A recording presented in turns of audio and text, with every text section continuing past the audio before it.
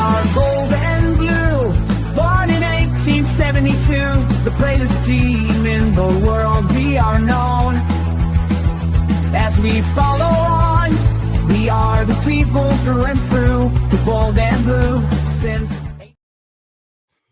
Good morning, good afternoon, and welcome to another episode of Bold and Blue 1872. My name is Chris, and thank you for joining me. I'm not going to lie, I'm pretty seething this morning. Obviously, I'll be getting into events of last night in the game against Genk and what proceeded after that at the post-match press conference, etc. So, but yeah, I'm probably like most of you all this morning. I am pretty pissed off to be perfectly frank. So yeah, let's get into it. So I want to start just covering the Genk team because I've seen a lot of rhetoric out there that suggests that the Genk team should have been a walkover. And I don't know a lot about Belgian football. In fact, I'll tell you a funny story from last night. I'm in the WhatsApp group, and I'm one of the lads, Derek. You know who you are. He's saying that the Genk team is like 130 odd rank in Europe, and Rangers are 36, whatever it is. And I'm always curious. I go and check it out, and I get down the list and I see Genk, well, who I believe was Genk. It says Belgium underneath it. So I go back in the chat and I'm like, they're 50 odd.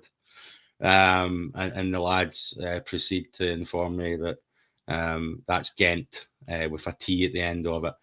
It's funny. I was watching the review and stuff a couple of days before that, and a couple of the lads were mentioning Ghent.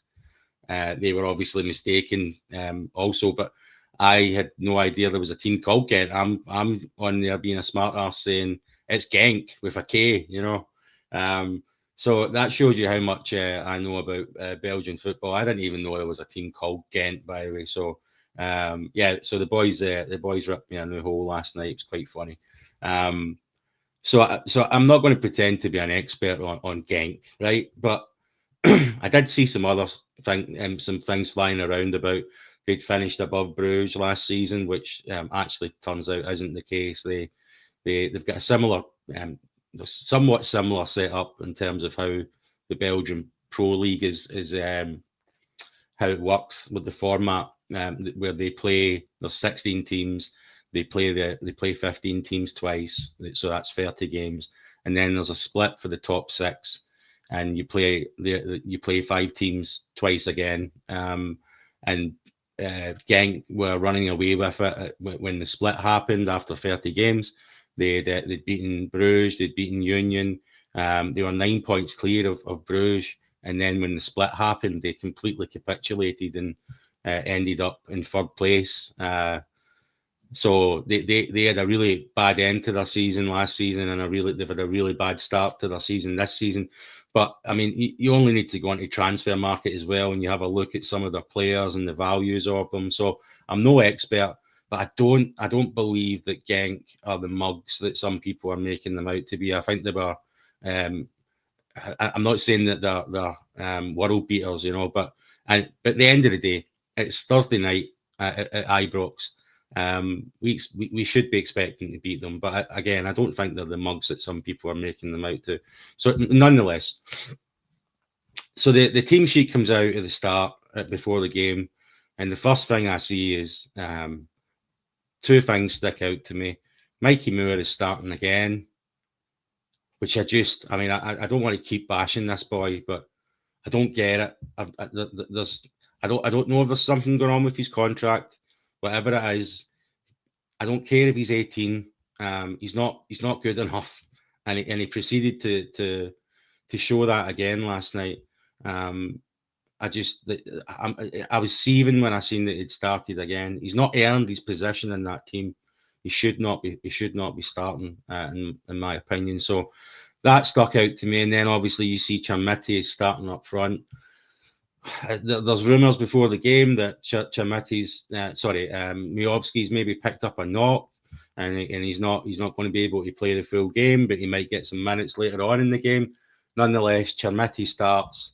I'm kind of trying to be optimistic that we get to see this boy and he shuts a few people up.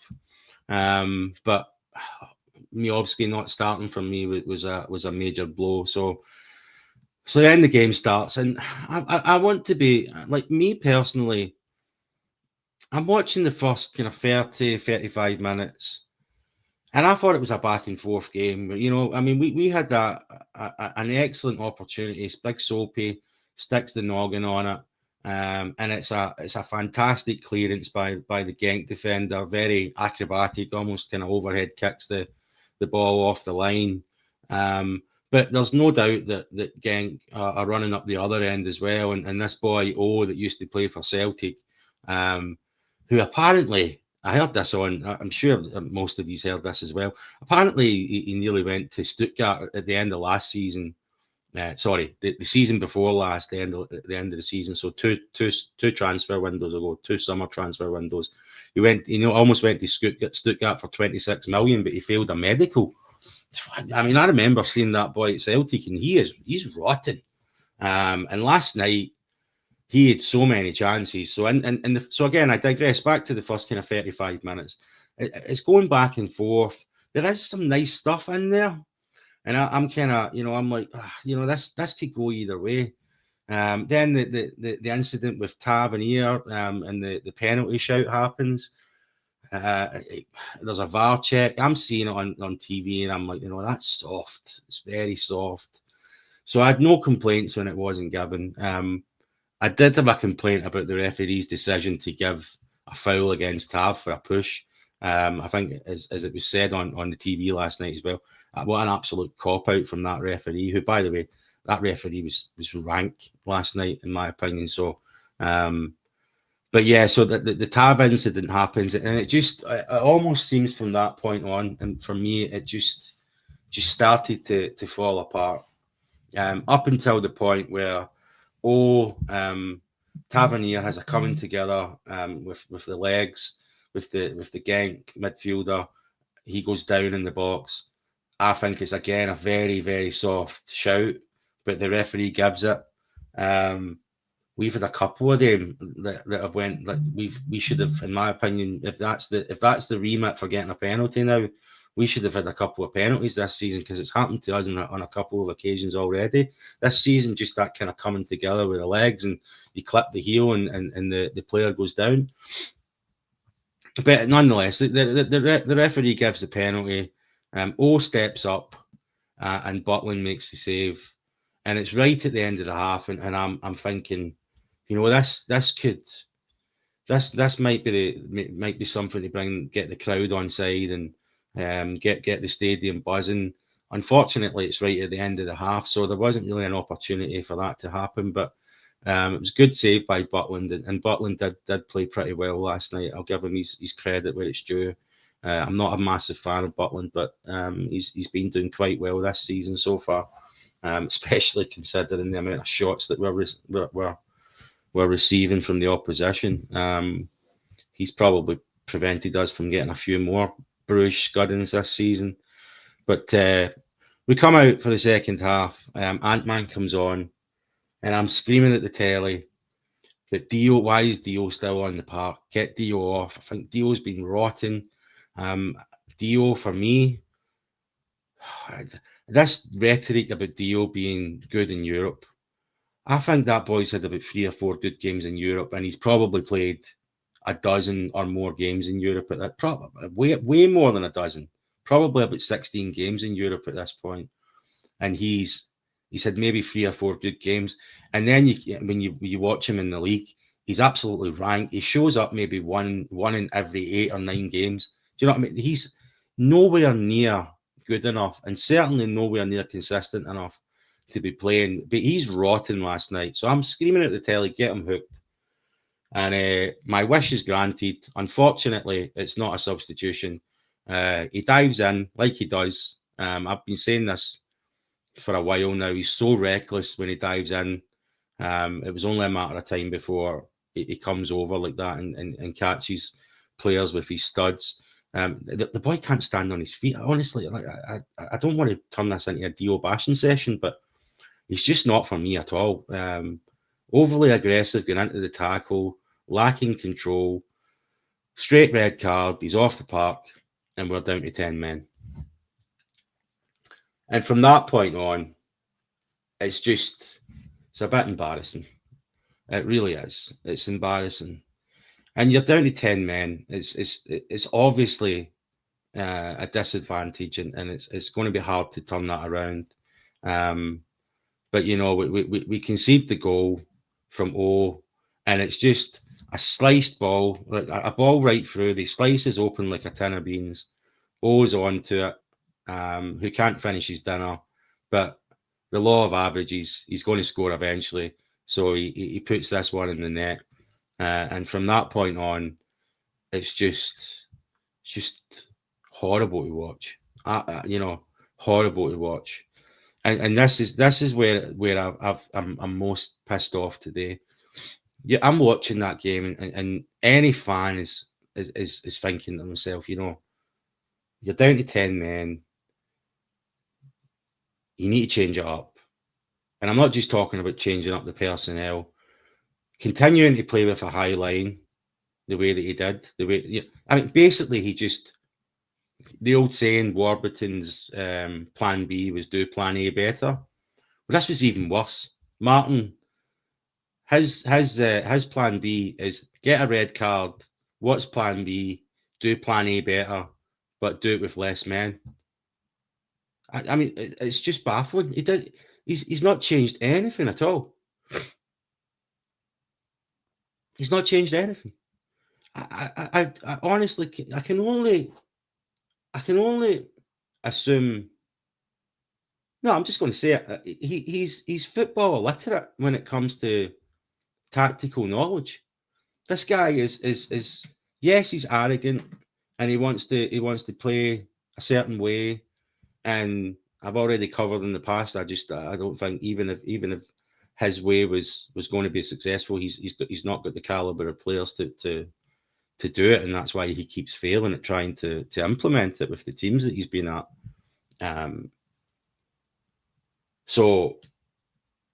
But you just watch him. He's got no idea what to do in terms of changing it up and what is plan B. I mean, how do we keep it, sit back a bit, try maybe and hit them on the counter. Instead, he's still got that high press with the back line, and we just keep getting cut open time and time again. And they how the hell that game finished 1-0 last night, I've no idea. And I got to the point where I'm sitting there, and it's.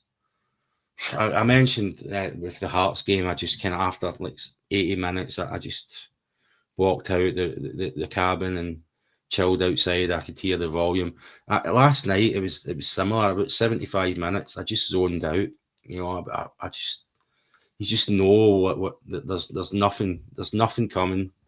Nothing's going to change, and the only thing that's probably going to happen is we're probably going to concede more goals. So I just zoned out, and that for me is probably the biggest concern as a Rangers fan in terms of hurting the club. That I think there's a lot of people that have got apathy right now, and it's kicking in, and that's why we've seen the low attendances last night.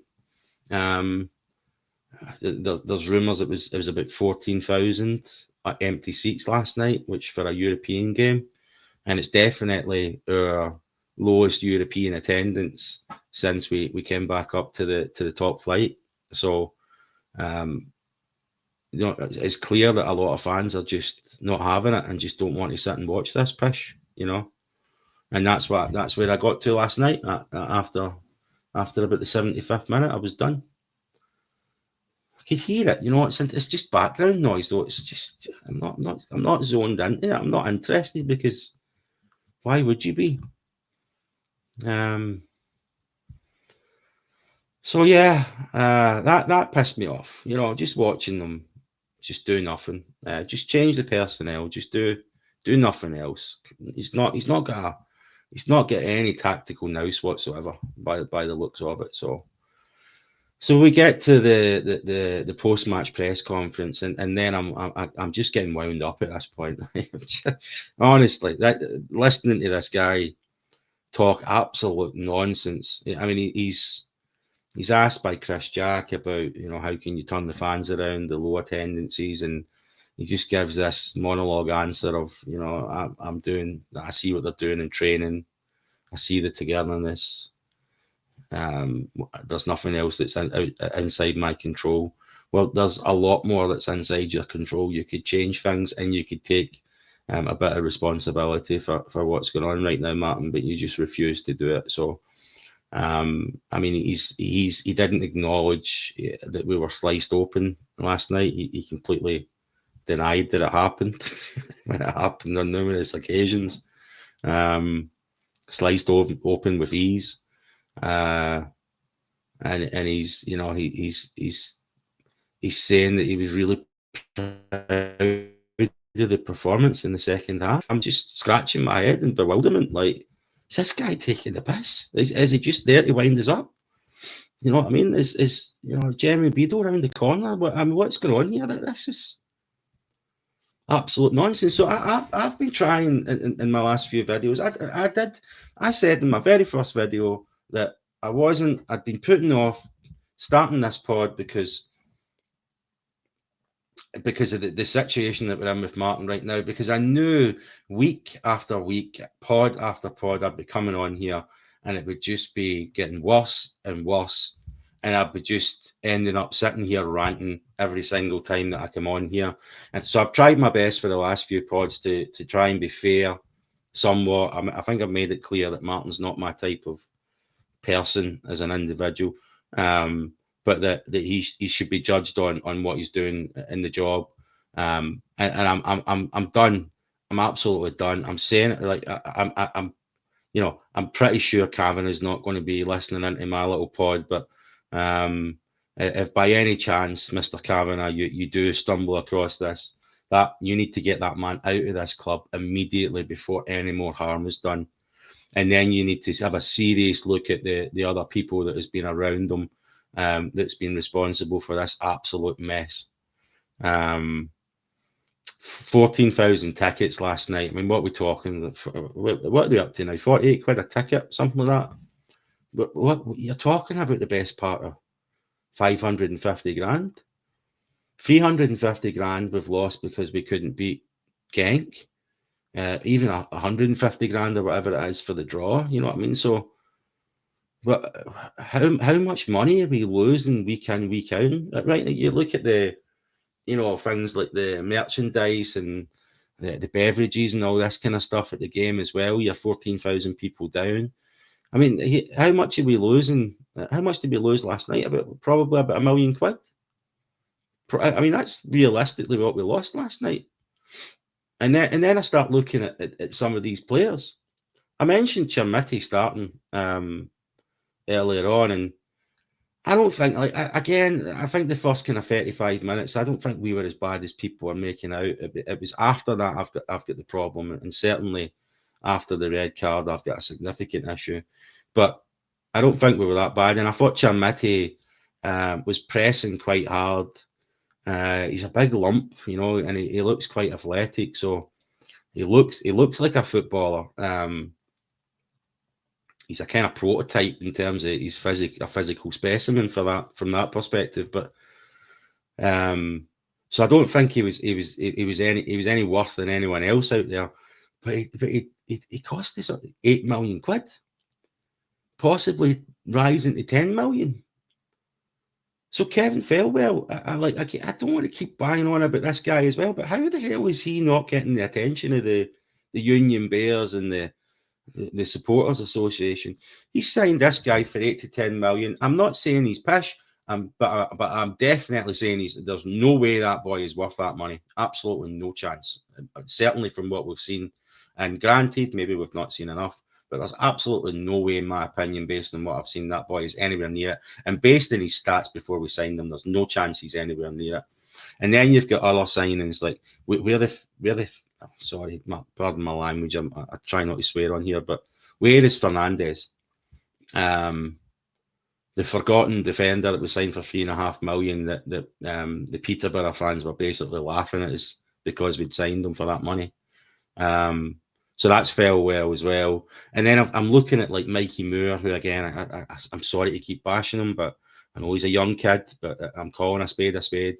The value that he is worth to Spurs, the price tag they've got on him, you can only assume we've paid a considerable loan fee for him. And then we're probably paying the best part of his salary, which I believe he's on about 20 grand a week down at Spurs because he's just signed a new contract down there before he came up. So these are decisions. Aaron's, he's probably on a hefty salary as well. These are decisions that Fairwell's made, and ultimately Fairwell and Stewart have appointed Martin. So my message to Cavenagh is, yes, Martin absolutely has to go. But these other plonkers that you've surrounded yourself with at the club, you need to have a serious look at them as well. A serious look. And I think that the Union Bears, the Supporters Association, the fans, I think they need to be a bit more conscious of the impact that Fairwell's made to this club and not focus just on Stewart and Martin, because I think Fairwell is a significant issue. It's my opinion. I'm not trying to sway anybody, but I don't understand why he's not getting it as much scrutiny, if not more, than Stewart is. And understandable that Martin's taking the brunt of it because he's absolutely useless. But so there's pictures last night of Cavenagh standing there with Stewart next to him, and Fairwell's a couple of rows down, and none of them look very happy. Cavenagh in particular looks really pissed off. And I hope, I'm just going to put this out here because I don't know this, or I just hope that rage that I could see in his face last night wasn't directed at the fans, because the fans were singing "Get Martin Tay," etc. Right? I hope that it's not him about to double down on this Martin failed experiment. And I hope that his fury is at Martin and is at Fairwell and is at Stewart, because that's where it needs to be. He's here. I think is he flying out tomorrow, Cavenagh? So he is, or is it today he's flying out? He certainly had an opportunity to be able to sit down with Martin last night. So I'm hoping for some good news soon, because this can't go on. We are 9 points down in the league, sitting second from bottom. Another loss, which, is there any fan that thinks we're going to beat Livy this weekend? You know, playing on their ground, on the plastic pitch as well. Does anyone believe for 1 second Martin's going to change it up in terms of his style and even change it up for the plastic pitch? No, I think we'll be lucky if we get a draw at this rate. And he will come out after it and he'll give all these excuses that the pitch surprised him and he wasn't expecting it, and you know the team needs to just come together, and or well, yeah, whatever, Martin. You know, it's just pish. So if we end up 12 points behind and probably bottom of the league by that point, we have quite possibly bottom of the league, sitting bottom of the league, 12 points behind, possibly by the next game with Graz, we'll be sitting bottom of the Europa League as well, just getting humiliated. And just every opportunity of silverware just dwindling away match by match. Cavenagh needs to change this right now. And if Cavenagh doesn't, I'm sorry, Cavenagh. I know he's they've ploughed a bit of money into the company, and we had all hoped for a fresh start and new financial backers with reputations. By the way, Cavanagh's never been involved in sports organisations in his puff. He's never worked in it with a sports franchise over in the US. He's never done anything remotely close to working with a sports organisation. He's purely pharmaceuticals. He's done nothing in sport. He's obviously got the 49ers there, but where is Maraf? Why is he non-existent? Why is Cavenagh responsible for everything at the moment? Is Maraf not a bit more savvy? Is he not is a bit more tenured in terms of running sports enterprises? But anyway, I digress. If Cavenagh doesn't address this immediately, no more games, no more chances, no more kicking the can down the road, no more dropping points and humiliating us like what's been happening. He needs to go, Cavenagh, and that is at end of. And if you don't do it, then the question marks need to start arising around you and your running of the club, because this is a massive, sorry I'm saying it, massive fuck up, an absolutely massive fuck up. So yeah, right. Again, I don't want to come on here and rant every time, but what else can you do right now? You know, what else can you do? I'm sitting here pulling my stupid faces all the time because I'm just fuming, you know. And again, I've tried to be reasonable in my pods, but today I'm just like, you know, I've seen enough. And he needs to go, and that's the end of it. So, right, I'll thank you very much again for all your support and for tuning in again. I'd really appreciate it. There's a lot of people that are viewing, and maybe it's because my stuff's rotten, but not getting as many likes as the views are suggesting. So again, if I'm rotten, that's fine. Don't like it, but if you're just forgetting, I'd really appreciate it if you give it a like and hit the subscribe button as well if you fancy listening to me.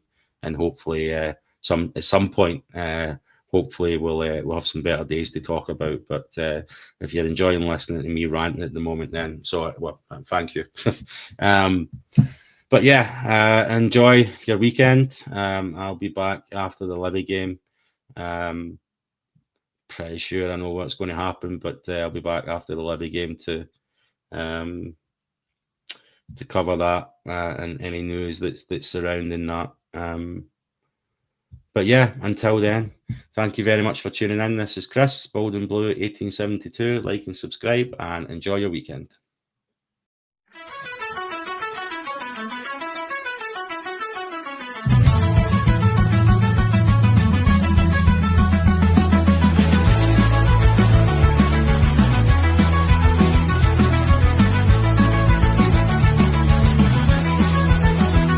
We are gold and blue, born in 1872, the greatest team in the world. We are known as we follow on. We are the people through and through, the gold and blue since 1872. With our hearts on fire, we rise to the call. Through the highs and lows, we'll never fall. Glasgow Rangers standing proud and true. Together we sing for the bold